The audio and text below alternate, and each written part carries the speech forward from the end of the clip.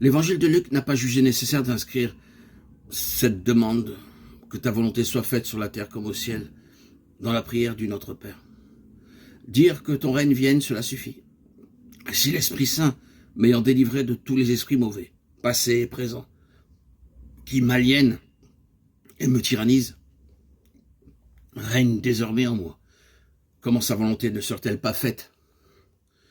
Si l'évangile de Matthieu, plus proche de la pensée hébraïque et rabbinique, juge nécessaire cette précision ou ce développement, c'est que nous pouvons y trouver une source d'inspiration pour élargir notre désir habituel vers un autre, plus haut et plus vaste, et éclairer ce que nous appelons notre volonté. Pour certains rabbins, mais aussi pour beaucoup de théologiens anciens et récents, c'est cette demande qui est le cœur de la prière et qui inclut toutes les autres. De la même façon que Notre Père est l'abrégé de toutes les prières et les récapitule, que ta volonté soit faite est l'abrégé du Notre Père et introduit en nous les dispositions justes et filiales que nous pouvons avoir dans notre relation avec l'être qui nous engendre comme sujet conscient d'être, capable de vouloir le meilleur pour soi et pour tout ce qui est. Mais qui prétendrait savoir ce qu'est ce meilleur? Qui prétendait savoir ce que Dieu veut? Plutôt que de volonté, les traductions hébraïques et araméennes parlent de bon plaisir ou d'accomplissement, ratson, dont la racine est jouissance. Faudrait-il dire alors que ta joie s'accomplisse ou que ta volonté soit faite, comme l'ont dit certains? C'est rester proche, en tout cas, de l'esprit qui régnait chez les premiers chrétiens. Réjouissez-vous toujours, priez sans cesse, rendez grâce en tout.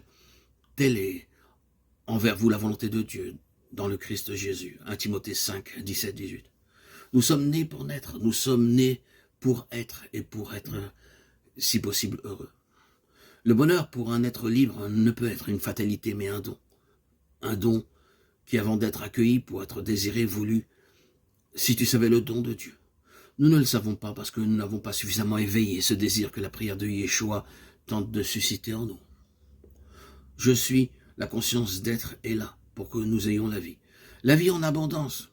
La vie nous veut vivant, la conscience nous veut conscient, l'amour nous veut aimant, l'être nous veut bienheureux étant bien. De la même façon que nous ne sommes pas nés pour nous gâcher la vie et empoisonner celle des autres et que nous aspirons à un autre mode de vie et de pensée, que ton règne vienne.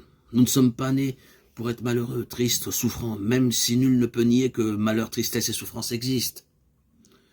La question est de savoir ce que nous voulons et pouvons faire avec tout ce qui nous arrive. Il s'agit d'en tirer de la conscience d'être, d'accomplir le « je suis ».